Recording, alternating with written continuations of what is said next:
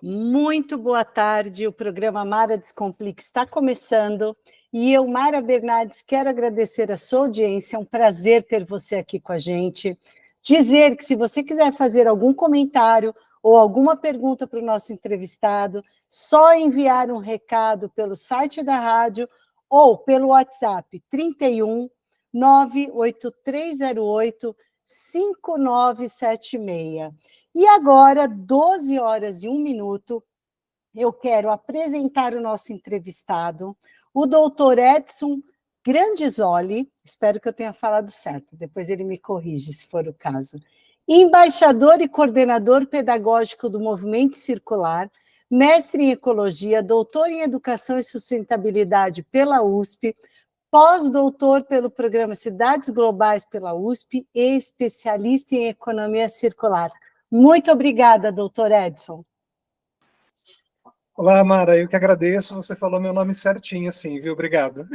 Aí eu ia até perguntar, eu tenho um amigo que tem descendência italiana, que é a mesma do senhor, né? Uhum.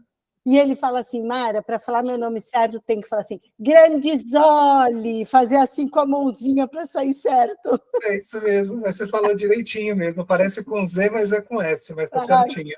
Que bom. É um prazer ter você aqui com a gente. E eu quero começar perguntando, para explicar para a nossa audiência, o que é economia circular.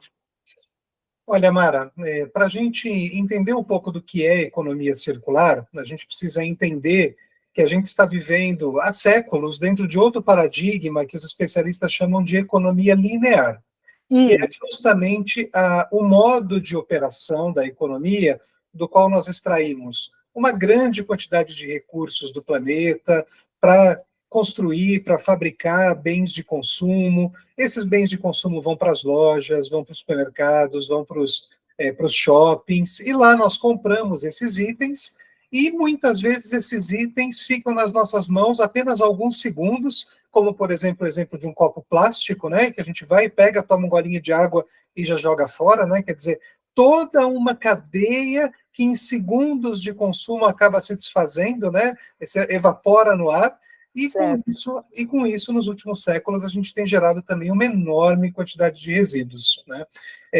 Como forma alternativa de pensamento, de paradigma, a economia linear faz com que a gente repense toda a cadeia de extração, produção, consumo e de descarte, valorizando os materiais que já estão em circulação, fazendo com que eles possam ser reciclados ou reaproveitados, ao mesmo tempo que a gente cria processos para regenerar a natureza, ou seja, recuperar aquilo que já foi perdido pelas atividades humanas. Então, é uma grande mudança de olhar, de mentalidade e de paradigma que a gente vai ter que encarar aí nos próximos anos. Eu já penso assim, eu não gosto de ficar... Ó, estou aqui com o meu copinho de vidro. Nós dois, né? Então, assim, eu também não gosto dessa coisa de copo plástico. Eu trabalhei num grande banco, que hoje não existe mais, e o presidente do banco apoiava muito, né, essa questão da sustentabilidade e tal. E todos nós, o banco inteiro, 100 mil pessoas, todo mundo tinha o seu copo, não tinha copo descartável, não. Isso é um ponto muito importante que você está trazendo, né? Porque o apoio da gestão, né? O apoio dos diretores, dos donos da empresa, sempre lançam modas, lançam tendência e faz com que todo mundo que trabalha junto com ele acabe mudando, acabe adotando um novo comportamento, e nesse caso um comportamento mais circular, o que é muito bom para todos. Exato, é como finanças, né? A gente precisa mudar o comportamento para colocar a nossa vida financeira em ordem. Muitas vezes é o nosso comportamento que está nos endividando.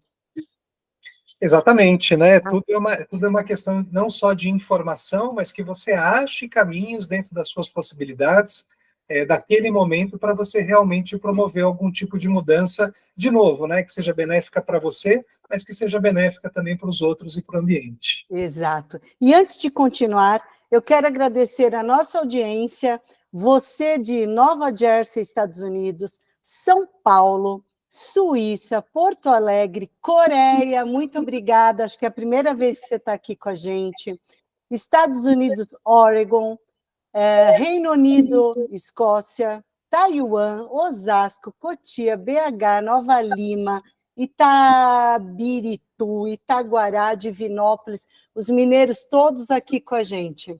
Doutor Edson, eu quero perguntar se os nossos empresários, eles estão preocupados com a economia circular, já que a gente já sabe o que é a economia circular. Uhum. Olha, eu acho que preocupado com as questões sociais e com as questões ambientais, todos nós estamos, né?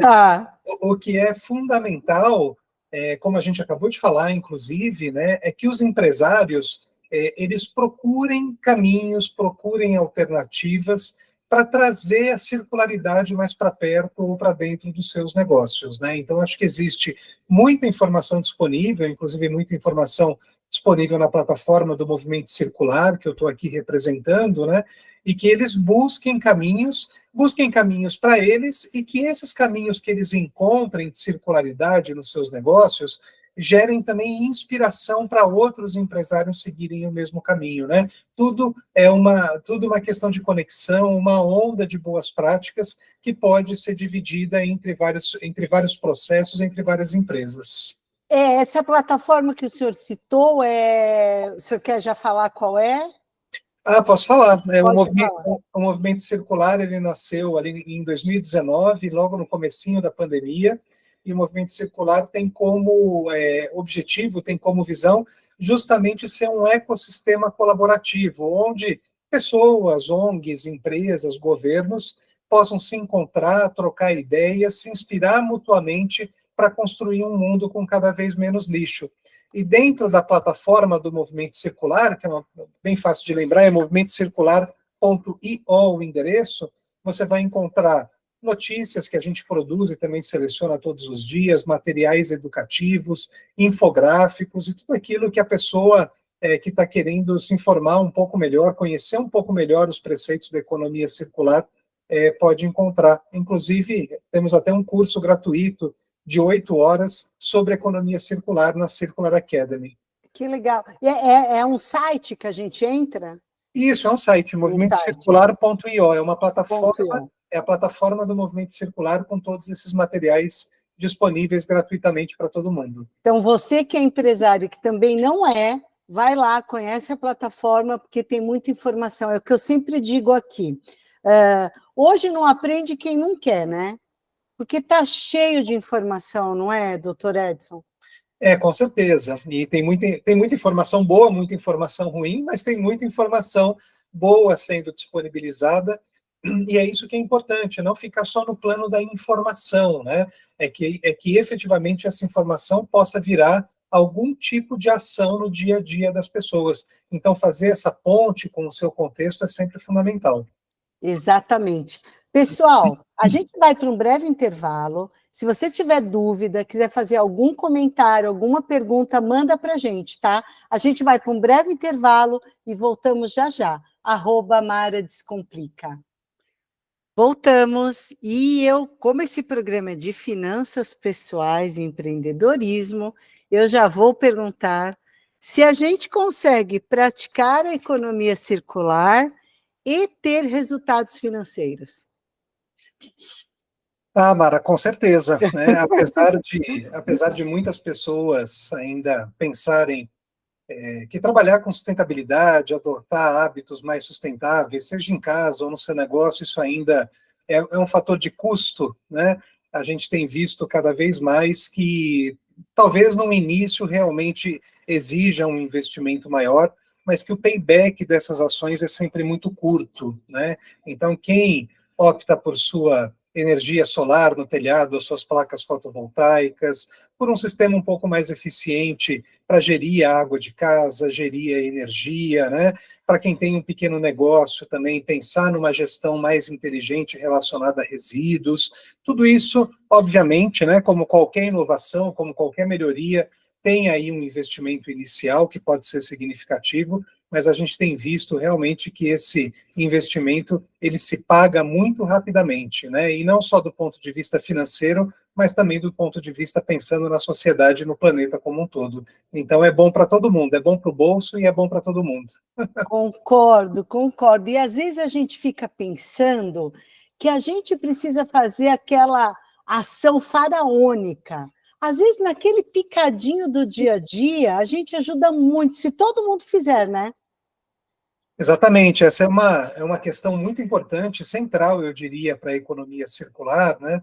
É que ninguém faz economia circular sozinho, né? Como essa imagem do círculo, do ciclo é muito importante, né? Então, se a gente não tiver cooperação, colaboração e cada um ali dentro do seu espaço, dentro das suas possibilidades, fazendo a sua parte para uma economia mais circular, a gente vai caminhar rapidamente na direção certa, que é essa direção justamente de olhar para os recursos e utilizar os recursos de uma forma diferente, com menos perdas, com menos desperdício, pensando em fontes de energia alternativas, em transportes alternativos, num consumo de produtos mais locais e, no final das contas, numa gestão mais competente, mais inteligente dos resíduos, visando realmente reaproveitar e reciclar o máximo possível, né? Então, criar esse círculo virtuoso depende aí de uma corresponsabilização de todos os atores dessa cadeia e de nós aqui que estamos conversando, inclusive. Sim, sabe que outro dia eu fui num salão de beleza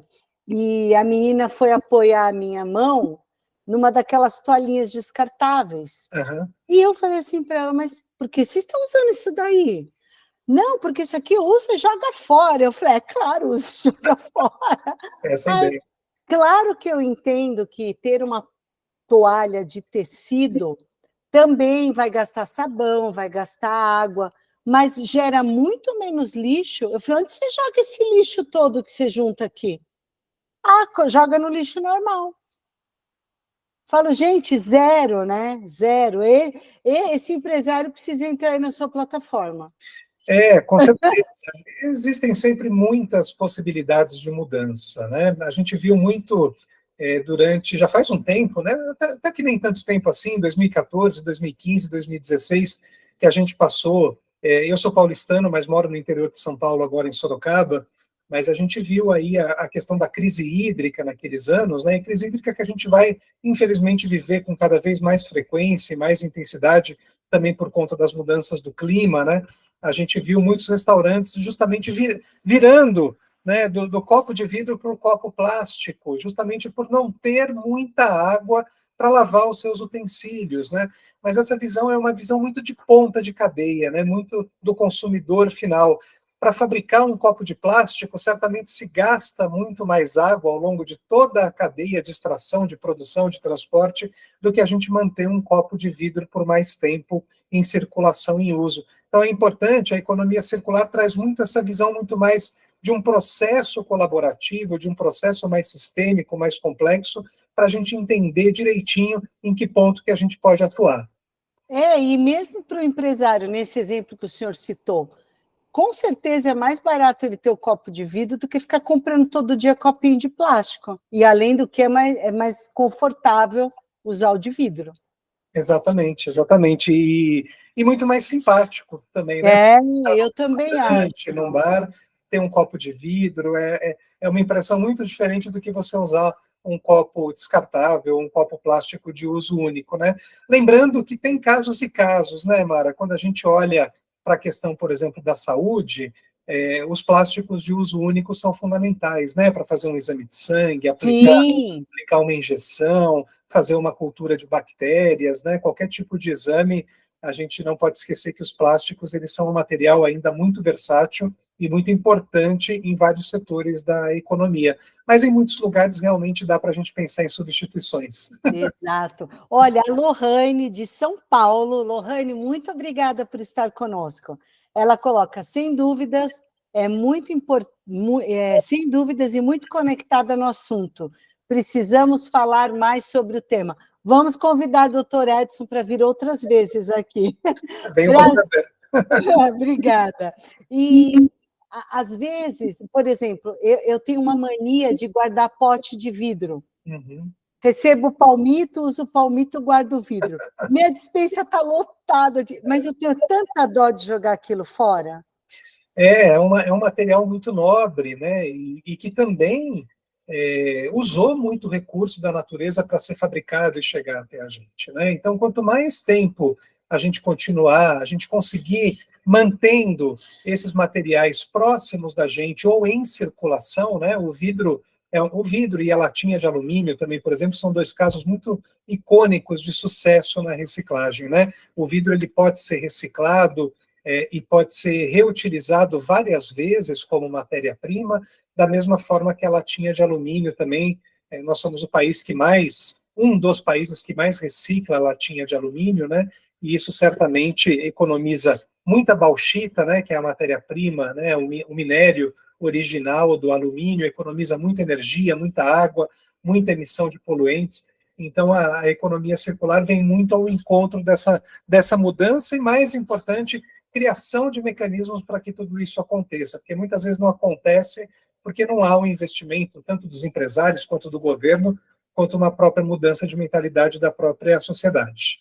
Sabe que eu ia comentar a história das latinhas, porque eu sabia disso, só que eu fui fuçar um pouco e percebi que as pessoas não reciclam as latinhas por conta da natureza, reciclam porque isso é uma renda para aquelas pessoas. Com certeza, com certeza. Tudo bem que o final dá tudo certo, mas não é por consciência, né?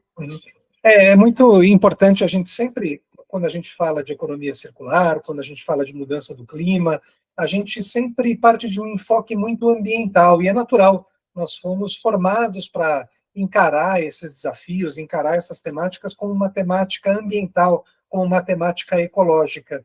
Mas, no fundo, todas essas temáticas, elas são sociais, porque nós somos responsáveis pela criação desses problemas, pela geração desses desafios, ao mesmo tempo que nós somos responsáveis por buscar caminhos de solução.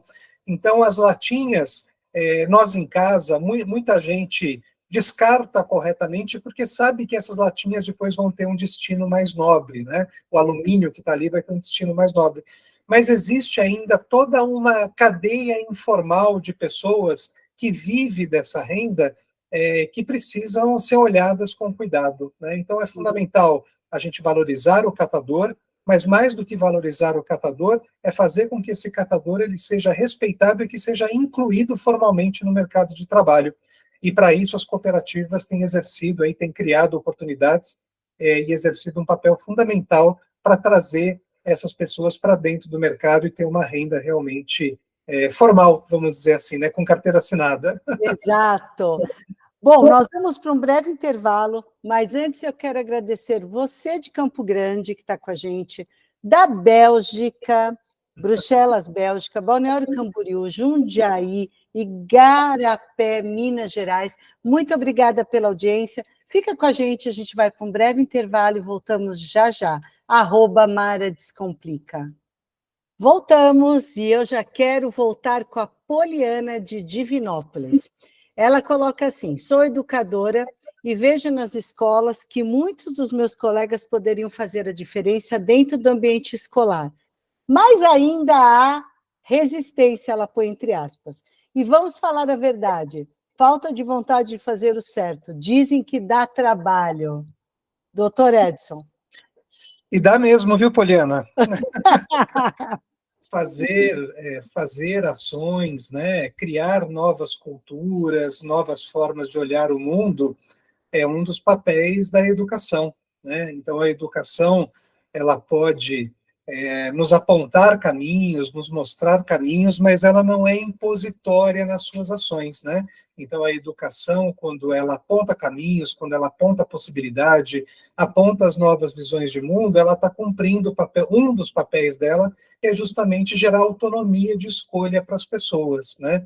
E não há dúvida, pelo menos para mim, né, que pensar numa sociedade mais circular, numa sociedade mais sustentável, é bom para todo mundo, né? Então, por que não começar com esse tipo de pensamento, com os jovens dentro das escolas, pensando em alternativas, pensando em caminhos, sempre de uma forma muito dialogada, nunca impositiva, porque realmente, quando a gente parte para uma imposição de um determinado novo padrão, de uma determinada ideia, essa imposição, ela naturalmente gera resistências. Então, para a gente encontrar caminhos para uma escola mais sustentável, para uma sociedade mais sustentável, o primeiro ponto é uma escuta ativa e um bom diálogo para que essa construção aconteça efetivamente e de forma coletiva. Somente juntos a gente vai caminhar nessa direção.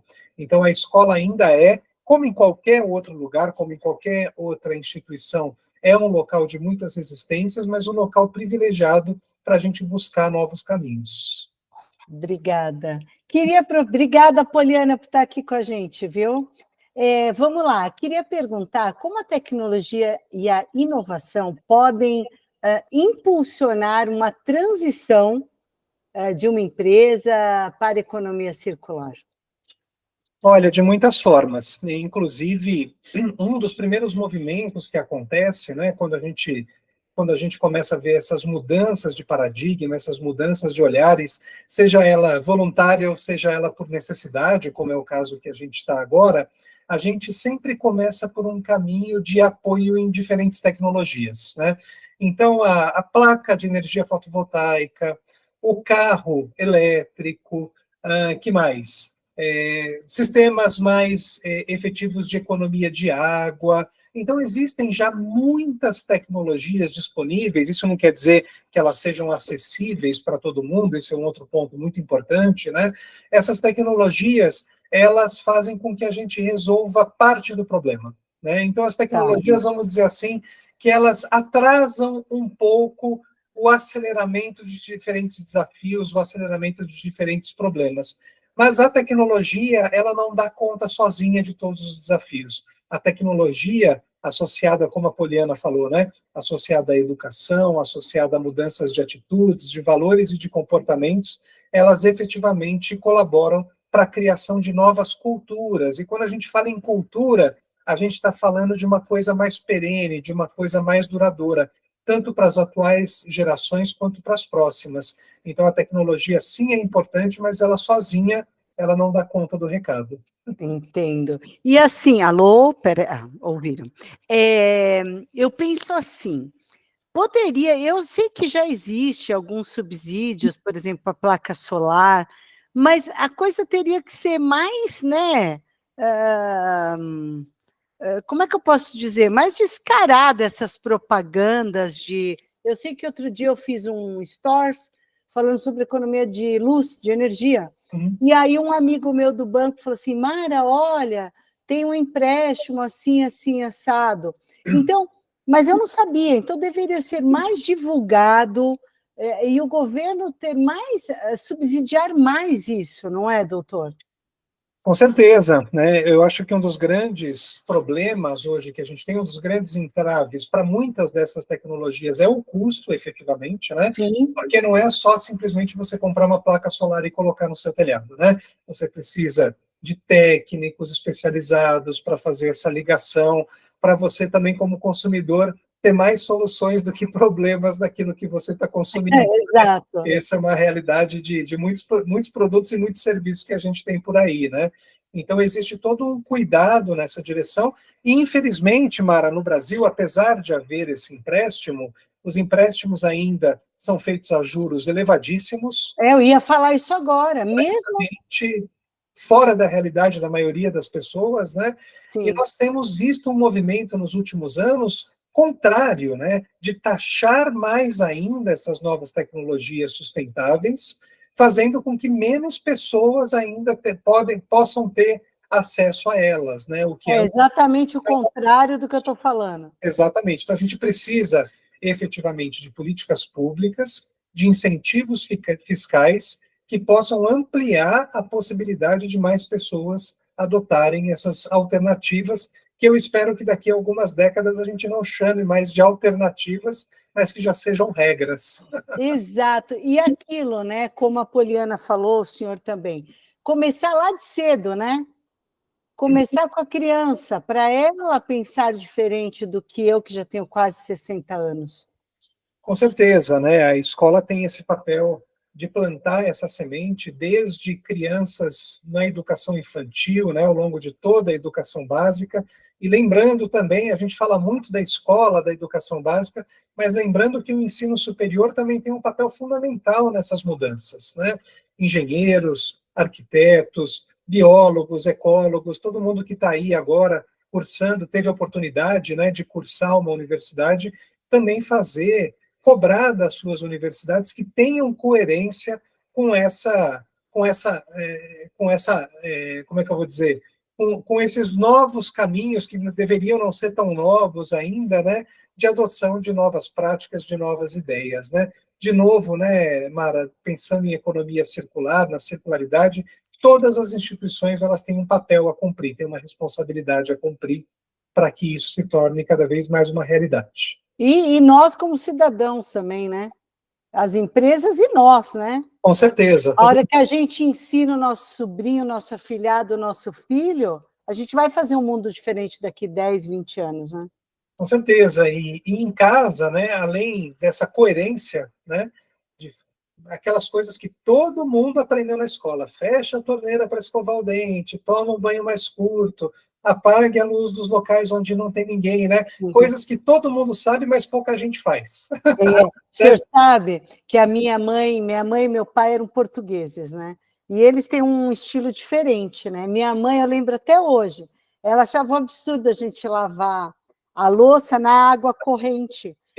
Ela tinha uma bacia, Perfeito. tirava todo o grosso daquilo e depois só enxaguava por último. Ela, desliga essa torneira, ela falava, desliga essa torneira. São comportamentos muito sustentáveis, né, que ajudam muito a economia de recursos e que a gente foi perdendo ao longo dos anos. A né? facilidade fez a gente perder, Exato. né?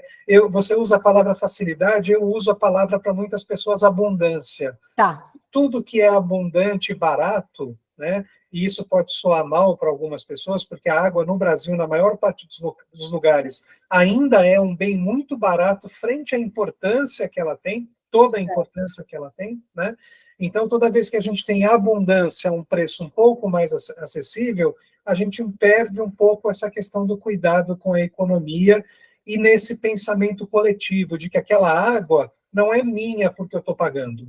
Essa água é um bem coletivo de todo o planeta, de todas as pessoas e de todos os seres vivos. E eu, como um ser vivo, também tenho a obrigação de ter uma visão um pouco mais solidária, um pouco mais colaborativa. De cuidar, né? Exato. Pessoal, nós vamos para o nosso último intervalo. Não sai daí, é bem rapidinho. Pode mandar seus comentários e perguntas. Fica com a gente, @Mara Descomplica. Voltamos? Estamos no ar já? Vamos lá. O Breno, ele perguntou pelo site. Eu procuro fazer a minha parte e tenho certeza que a mídia, assim como fazem de tudo para divulgar fofocas, poderiam divulgar e incentivar exemplos. Boa, Breno! Certamente os veículos de comunicação, a mídia de forma geral, como aqui, né, Mara, tem um papel fundamental aí de levar boa informação para as pessoas, né, levar essa discussão de uma forma, de novo, né, que não seja impositiva, que não seja obrigatória para todo mundo, mas que se faz sentido para você que está escutando, né, que você veja a possibilidade de fazer alguma mudança no dia a dia, isso certamente já vai ser uma direção, já vai ser um passo muito importante na direção que nós precisamos seguir agora e para o futuro, né?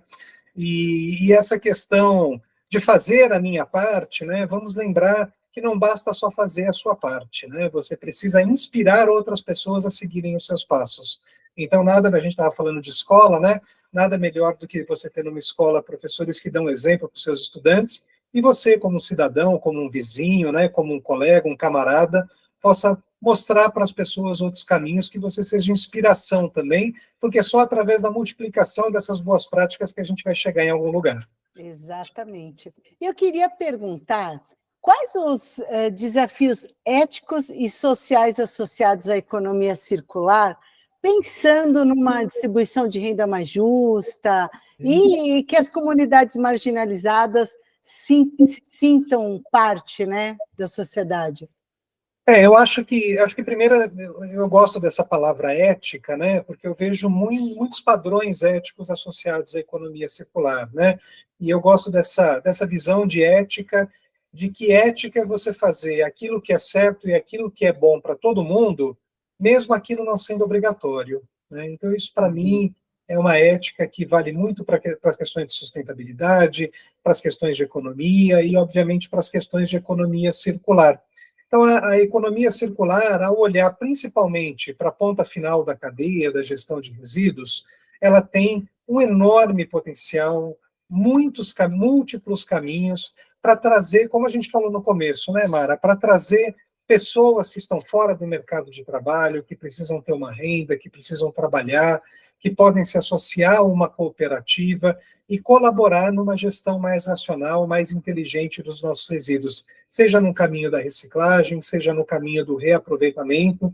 Então, a economia circular, além de outros fatores, né, além de também estimular fontes de energia alternativa, como a gente falou aqui também, ela é um canal, é um caminho muito importante para a inclusão dessas pessoas na sociedade e no mercado de trabalho. A gente tem visto muito isso, principalmente em países em desenvolvimento, como o Brasil, né? Mas isso pode ser multiplicado também para diferentes e muitas outras realidades.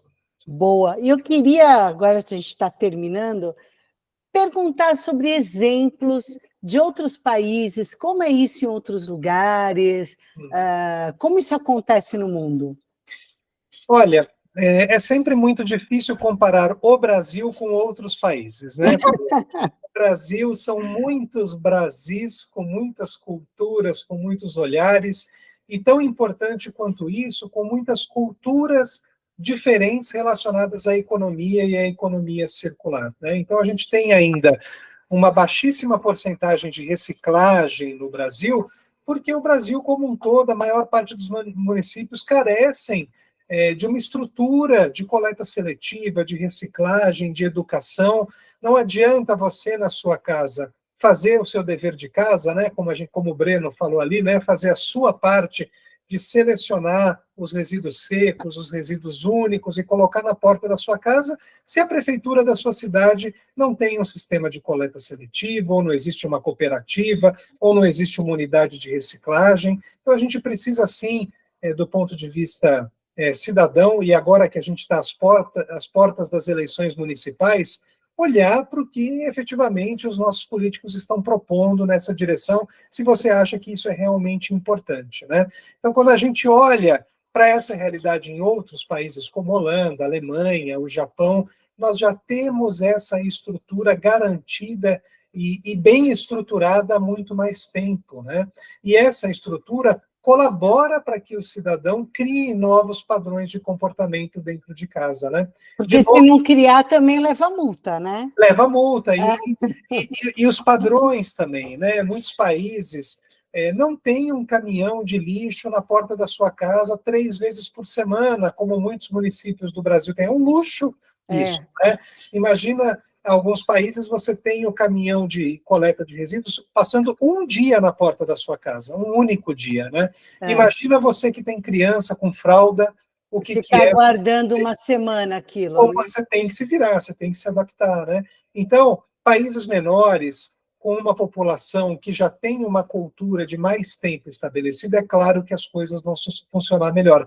Mas também são exemplos para a gente mirar e se inspirar aqui no Brasil, e, de novo, cobrar dos nossos governantes, dos nossos políticos, dos nossos prefeitos que vão tomar posse aí no ano que vem, em 2025, para que essa estrutura efetivamente seja construída por todo o Brasil. É isso aí. Por favor, doutor Edson, repete a sua plataforma para que a gente possa aprender mais e... Claro, convido sempre a todas e a todos para visitar a plataforma do Movimento Circular. O endereço é muito simples, é movimentocircular.io. Você vai chegar ali, você vai poder conhecer a nossa plataforma, navegar por todas as abas.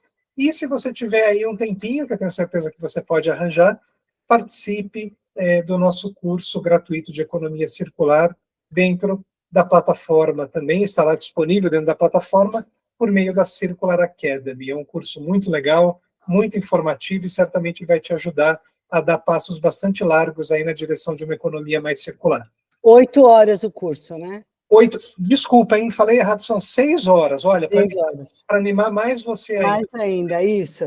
6 horas, gente, para a gente aprender sobre economia circular e colocar em prática, né?